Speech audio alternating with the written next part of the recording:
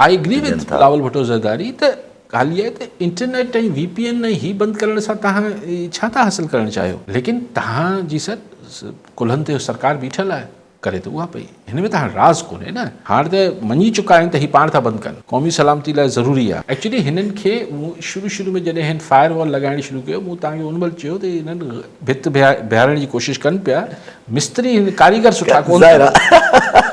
Actually fire wall जो त मतिलबु इहो थोरी हूंदो आहे त इंटरनेट स्लो करे छॾियो।